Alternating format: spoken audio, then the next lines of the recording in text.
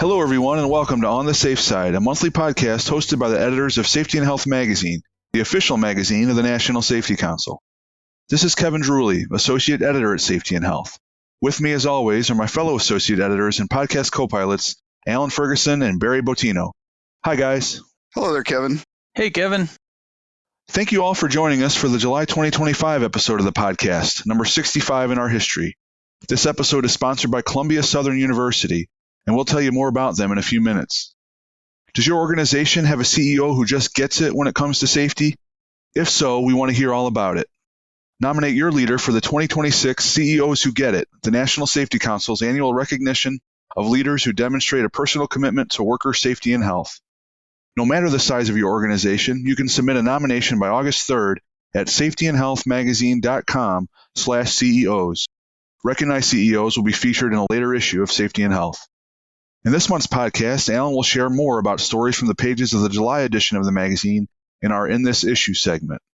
We'll also be joined by NSC cohort Abby Ferri for our 5 Questions With interview, where Abby will discuss career education for safety professionals. And we'll get you caught up on news from around the safety world in our In Case You Missed It segment. Is everybody ready? Here we go.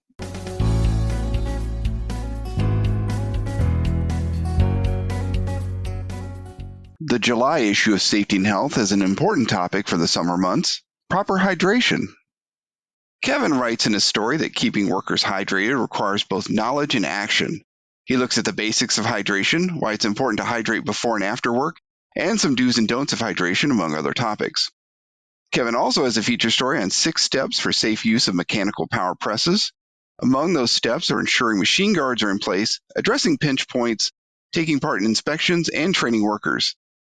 Finally, Safety and Health provides highlights of National Safety Council colleague Lori Guasta's interview on this podcast in May's episode 63. Lori talks about continuous improvement, which is one of the weekly topics for National Safety Month in June. And there's plenty more in this issue, which you can find either in your mailbox or online at safetyandhealthmagazine.com.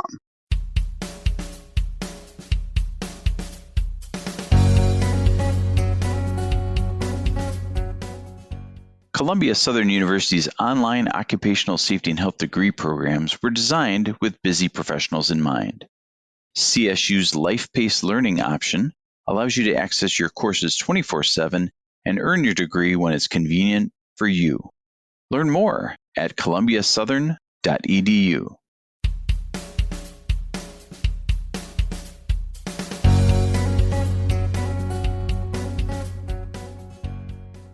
Learning throughout your career has a number of benefits. For safety and health professionals, that can include acquiring new skills, staying up to date, and exploring new passions. Lifelong learning can also be good, according to research, for your self-esteem, your brain, and your mental well-being. Here to discuss career education and lifelong learning and safety is our colleague Abby Ferri, the network's senior leader at the National Safety Council. Abby's lifelong learning journey includes being a certified safety professional and an associate in risk management. She also holds a master's degree from the University of Minnesota, Duluth. Abby, there's probably no better time to say this, but go Bulldogs, right? Always. Well, Abby, we're grateful to have you with us on the safe side. Thank you so much for joining us. Thank you. We're curious, in what ways can safety and health professionals approach education and learning over the course of their careers? Yeah, there's a lot. As I've gotten here at Networks, I realize there's even more that I didn't know about that's competing for people's education and professional development budget. If they have it, it's very employer dependent. Sometimes people are a solo safety practitioner at their company, and there isn't a lot of space for professional development in the budget. So that can be a huge challenge. When we're talking about safety professional development and education, I always think about the typical sources from small local chapter meetings of industry and professional associations to large conferences, of course, like NSC's Congress and Expo. What I always try to tell safety professionals is to think outside the safety box, not just look to the traditional sources that say safety in their title, but to also look at where they might want to go in their careers.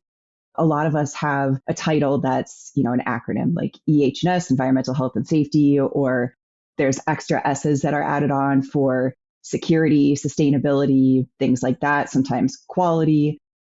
If you're strong on the safety side, but want to grow on the health side, maybe considering what's going on with your local AIHA chapter, for example.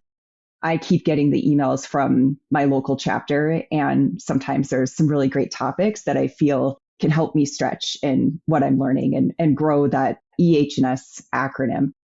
Also looking at ASSP and then other industry associations. So looking at what industry is your organization a part of, and maybe there's an association that your company pays to be a member of. That's how I learned a lot early in my career and connected with a bunch of people that I still connect with to this day. Started out in construction, had a safety background from just college education. It was nice to add that industry side of things and learn from safety professionals who had been practicing in construction for many years or just a few years. It was really great insight. If you're not in construction, there's groups like different associations of manufacturers. Most states have some state association for manufacturing, and then it gets more niche-y from there. A couple of years ago, I spoke at the American Foundry Society. There's something for every industry out there, every industry vertical. It's just a matter of seeking it out. A lot of times your company, you'll find they're already members of multiple associations and no one is taking advantage of it. And so sometimes the safety professional can be that conduit to those groups to bring best practices, not only in safety, but also just overall industry connections and best practices back to the companies. So it's putting yourself out there, but also that extra benefit of maybe some good PR for your company by being involved with other industry peers, which is always a good thing too. What are some ways that lifelong learning can benefit safety professionals, and how has it impacted your career? I don't know who said this, but something about if you're not learning something every day, that's just not a good way to spend your days. And I've always felt that safety professionals have like a field trip every day. Just go out to your own manufacturing floor or walk around on your construction site, and you're going to learn something. From that small daily site level of learning to actual classroom learning and everything in between. I think there's an opportunity every single day for safety professionals. We have that privilege of being able to see the work at the point of work, and then also have opportunities even up to the executive level to have interactions about safety and health. I think it helps you to have that lifelong learning approach so that you're always kind of thinking of questions or staying curious. Like at the HOP Summit recently, people were talking about staying curious and having those curious conversations and courageous conversations. Approaching your daily work like that automatically puts you in that lifelong learning type of mindset. I always talk about how I became a student of the companies that I would work for, because if you're just doing your safety thing in your safety silo, you're going to miss a lot about the work. So I think it's important for safety professionals to look to other department partners.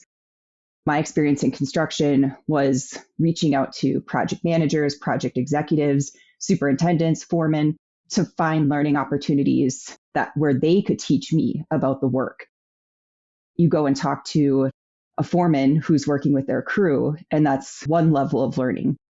You're learning about the work that's going on, like very nitty gritty, the tools being used, their challenges. And when you approach people and ask them questions about their work, you're going to learn a lot of things that way.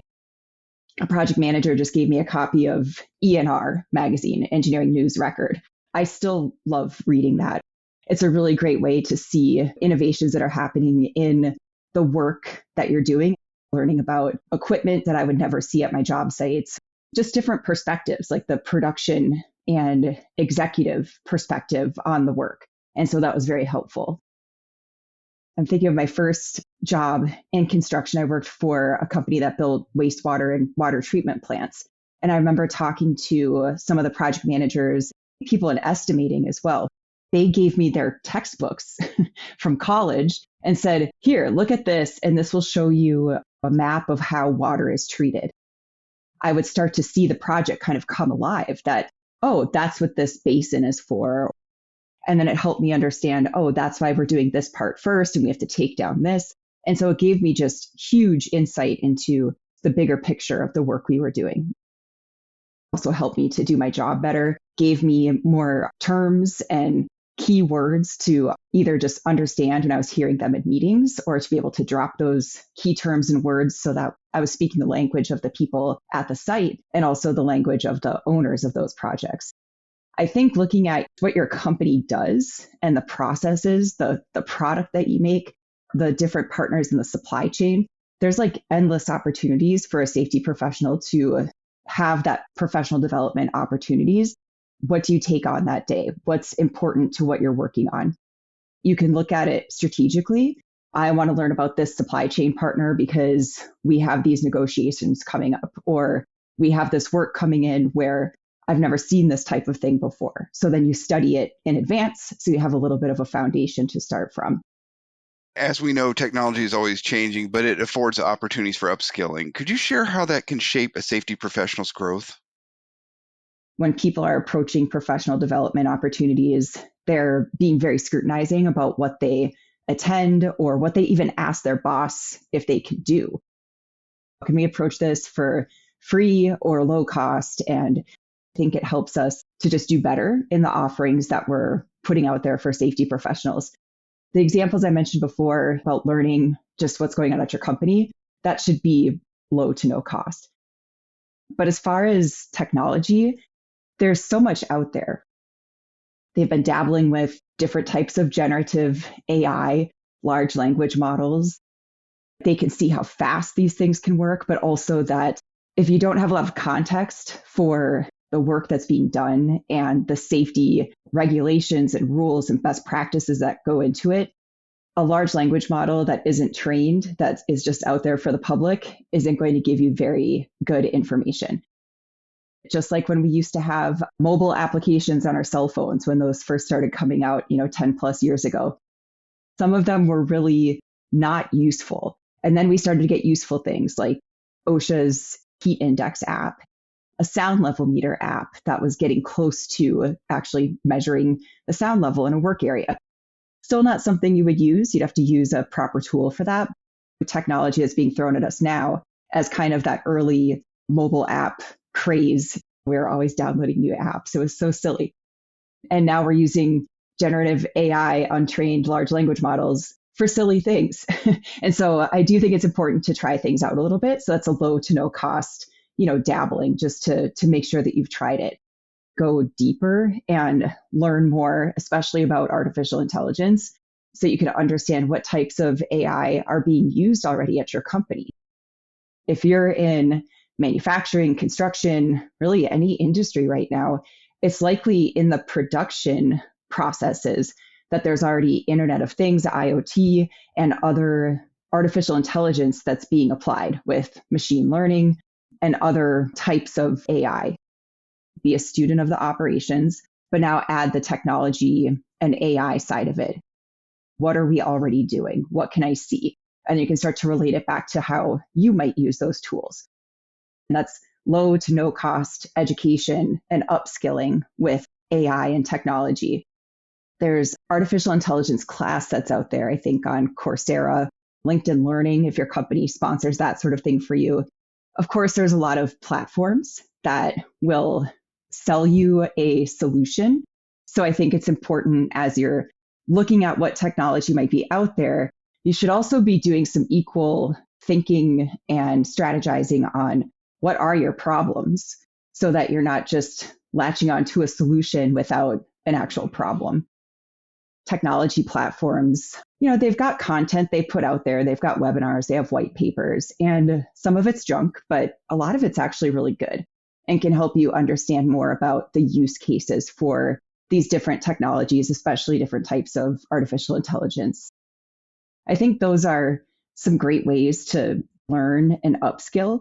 And then once you've done kind of that foundational learning, get more into what is your company doing already with AI and where would they like to go with other technology and innovation. So if your company is using a lot of machine learning, neural networks, things like that, then you can learn more about those specific technologies so that you can, again, speak the language.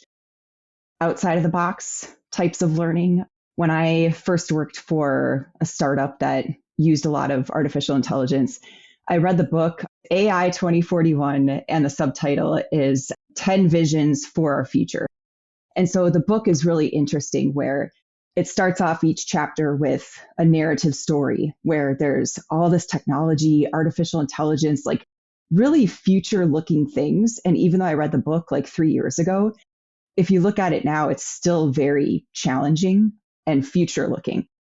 The second half of the chapter is the well actually part from a scientist where they say, actually, this could happen. And here's the technology we have now. And here's technology that's coming that could make this happen and make this for real. I think that's an interesting way to start or to supplement your learning about technology, innovation, and artificial intelligence is to read some narrative story types of books. And I suggest this AI 2041 is a good starting point, coupled with those technology platforms and their webinars and white papers have been actually pretty good. Abby, how can you know which educational avenue is the right one for you or whether it's the right time of your career or not?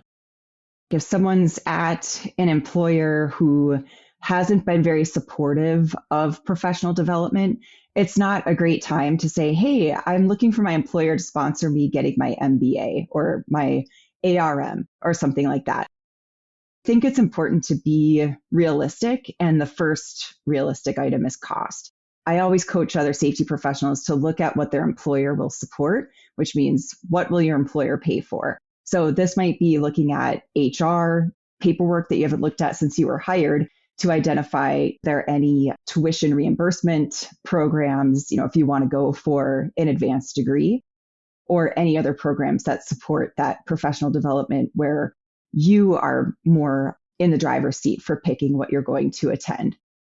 Being realistic about what will your direct manager support. It's kind of like a gap analysis, right? What will the employer support? What would they like me to do? And what do I ultimately want to do? And this might be things that you want to do at that organization or that you see yourself leaving that organization at some point. So you have to be careful with that because I've seen people run into some issues where they have an employer, support this really great education, but the person had one foot out the door. And so they're either leaving with things half finished or are in a reimbursement situation where they have to reimburse their employer. So definitely look at what are the policies and programs in place at your employer that will support what you're looking to do. If your manager is saying, I think that you should grow and develop into, whether it's managing people, managing a different program, a different function, then try to identify what learning do I need to get me there. If your employer will support something, is it necessarily what's right for you? It might not be. A lot of safety professionals, especially, they're always like, what's next? They get one credential and it's like, all right, I'm going to study for this, or I'm going to go get my PhD or something. They're really going for always the next step. And sometimes what makes the most sense is to step back on that pursuit of the next credential, especially if you have a pretty healthy list of acronyms after your name already. It might be a good time to dig in on something else, whether it's at work, cross-functional types of communication, and you're learning something about the operations side because maybe you don't want to stay in safety your whole career. Maybe there's something personal that you want to pursue.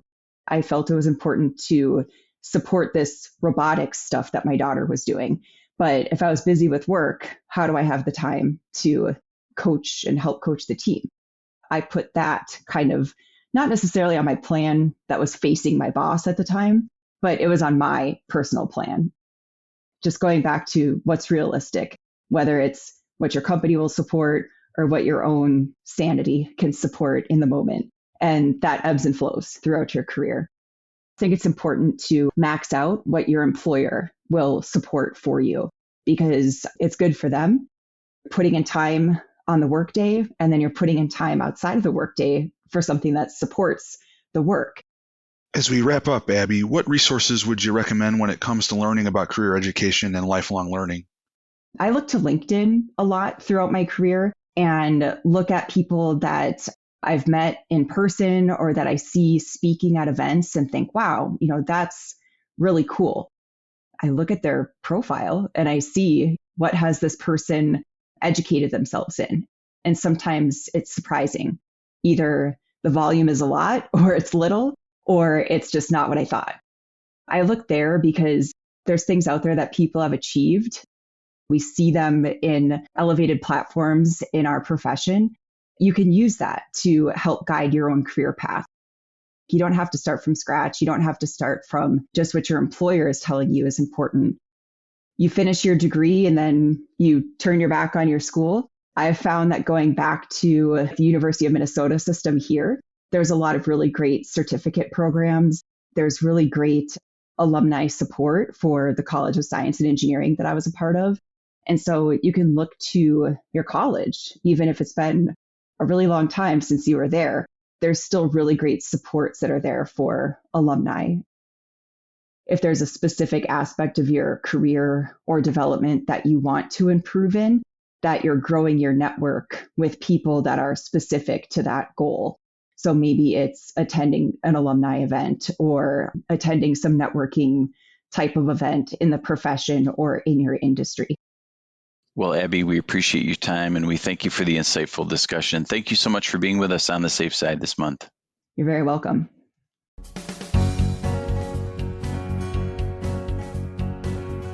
In case you missed it, you can't spell In Case You Missed It without the letters ICYMI. That, of course, is the abbreviation for this segment where we look to shine a light on safety news that may have escaped your notice. And that's understandable with the welcome diversion of warm summer weather upon us. To get things started, just wanted to spend a second on a recent report from the American Transportation Research Institute, which is the research arm of the American Trucking Associations. This report is calling on the repealing of a century-old federal excise tax on heavy trucks, and the report states that it could prevent more than 700 crashes and 8 roadway deaths each year.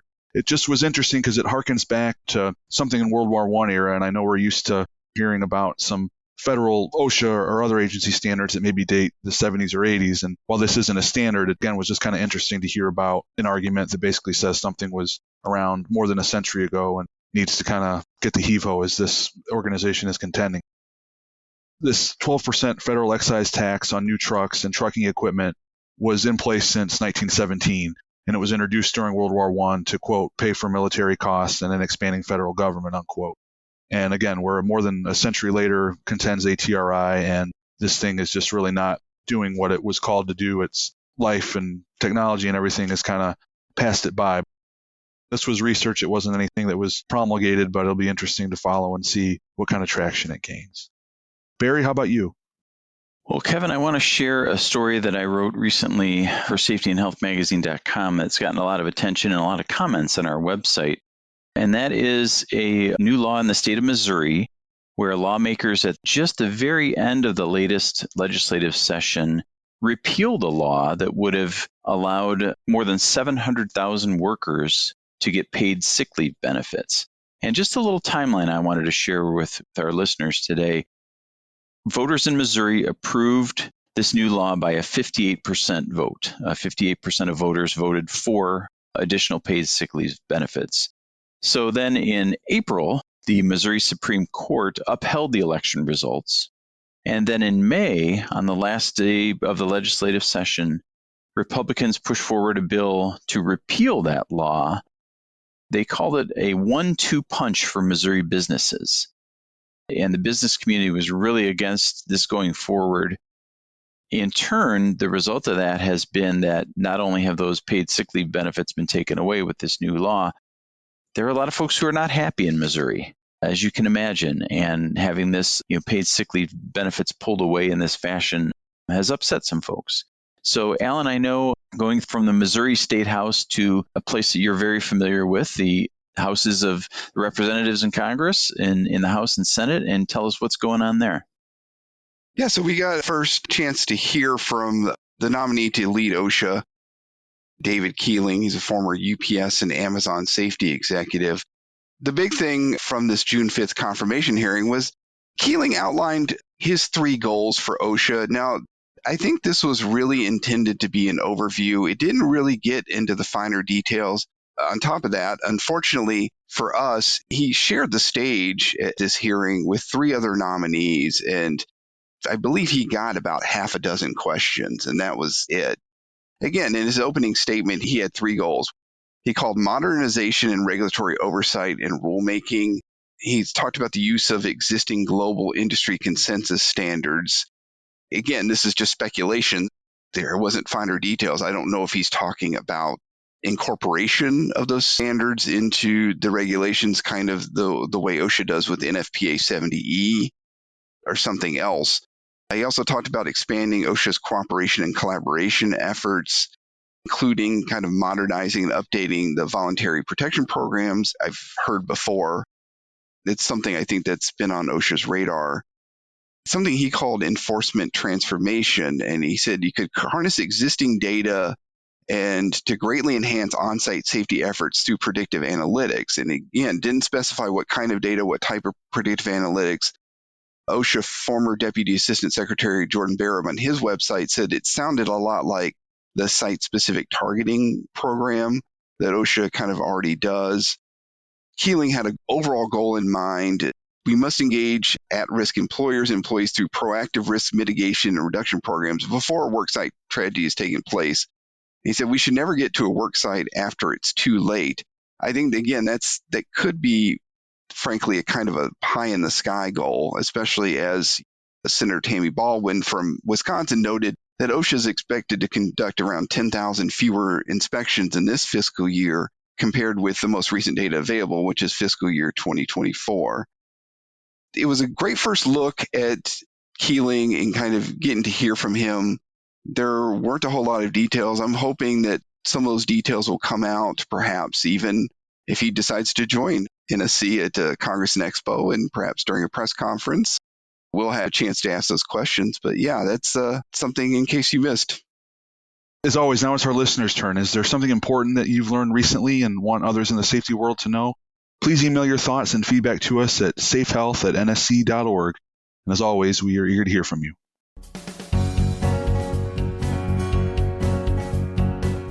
Thank you so much for joining us for this month's episode of On the Safe Side. We know your time is valuable and we appreciate you spending some of it with us, wherever you choose to listen. Please visit our website, safetyandhealthmagazine.com/podcast to check out any of our past episodes. You might look into episode 25 from March 2022, which delved into personal protective equipment and safety for storm recovery workers. We send a special thank you to this month's sponsor, Columbia Southern University. The original music for this podcast was composed by Steve Maslin. Thank you so much, Steve. And as always, we thank all our NSC cohorts behind the scene who make this podcast go. We'll be back next month to have more safety-related discussions, talk to trusted voices from around the profession, and hopefully make you smile a little. In the meantime, please stay on the safe side.